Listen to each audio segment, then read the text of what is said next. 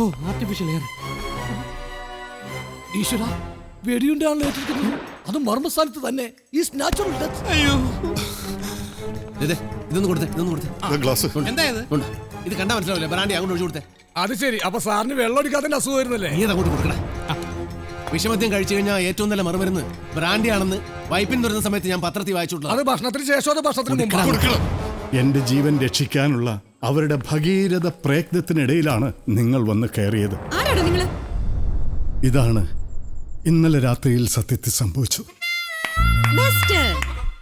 കഥ എന്താ നിനക്കെന്നെ വിശ്വാസമായില്ല അല്ലേ? നീ ഒന്ന് ചുമ്മാതിരിക്കും ശാലി. എന്നിട്ട് ഇപ്പൊ പപ്പായ്ക്ക് എന്തെങ്കിലും ബുദ്ധിമുട്ട് തോന്നുന്നുണ്ടോ? പൊട്ടിക്കളി, നീ പൊട്ടക്കഥ വിശ്വസിച്ചോ? വേണ്ട, നീ ഒന്നും പറയണ്ട. അതേ മോളെ, പപ്പ ചെമ്പെടുത്ത് കാണിച്ചാലും അവള് ചങ്കരത്തി പോവാന്നേ പറയൂ. ഓ, എനിക്ക് വല്ലാത്തൊരു വിഷമം. ഒന്ന് കിടക്കണം. പപ്പ ഇനി ഓവർ ആക്ട് ചെയ്ത് ഇല്ലാത്ത അസുഖമൊന്നും വരുത്തി വെക്കണ്ട. ഞാൻ വിശ്വസിച്ചു പോരെ. പിന്നെ ഒരു കാര്യം ഉറപ്പായി, പപ്പയുടെ ഈ കോബ്രകൾ അത്രയ്ക്ക് വിഷമുള്ള കൂട്ടത്തിലല്ല.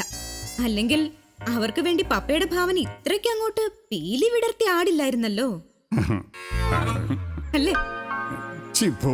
അപ്പൊ പപ്പ പറഞ്ഞതൊക്കെ നുണയാ? കുറച്ച് വേണ്ട, പിണങ്ങാതെ. നീ എന്റെ